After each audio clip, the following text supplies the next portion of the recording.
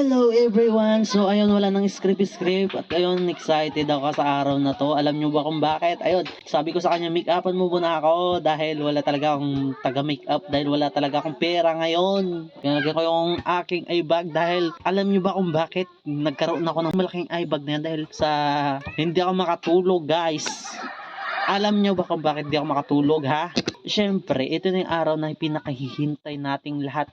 Ay, kami lang pala, ako lang pala ito sila mama.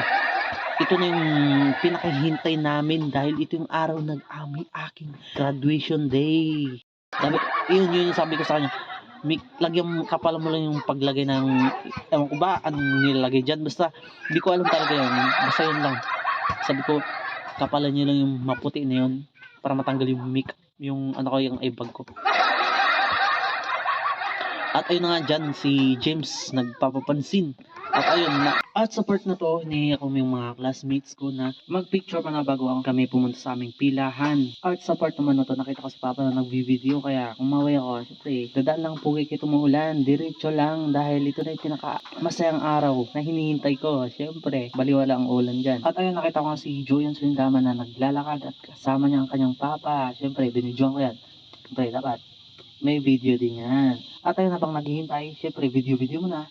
And ayun, may napupansin sa likod ko, syempre, kahit bago lang kami nagkakilala, parang sobrang close na namin. Ayun, kunwari nag-ayos-ayos lang ako ng aking sombrero dahil pagod na talaga akong tumayo. At ito na yung hinihintay ko na makaakyat na sa stage.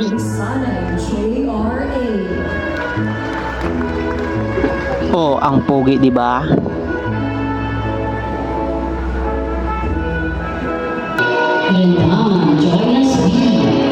And syempre hindi magpapatalo si Joyan Sulindama. Syempre napakaganda niyan. At susunod naman yan ay manunumpa kami ng matawat sa Pilipinas. Joke lang. Hindi pala. At ayun, tingnan nyo nga naman, tawang-tawa kami sa aming pinanggagawa dahil di namin alam yung ibang dahil yung sinasabi niya, hindi namin marinig. At ito na yung masaya, guys. At sa part naman na to is kumakanta na kami. Kunwari, alam namin lahat ng lyric. Basta ang pamagat nun is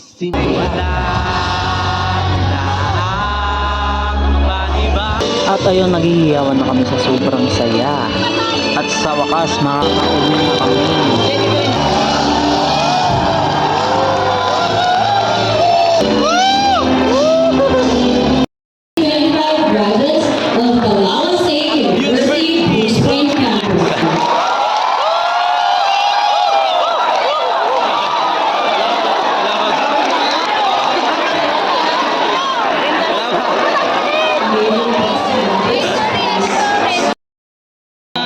Bouquet, with flower. Guys, oh. Bigyan ni mama ko. Pinag-ipunan niya yan.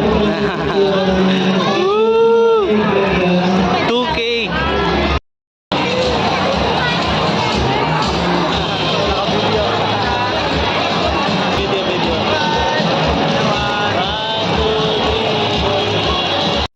Congratulations everyone.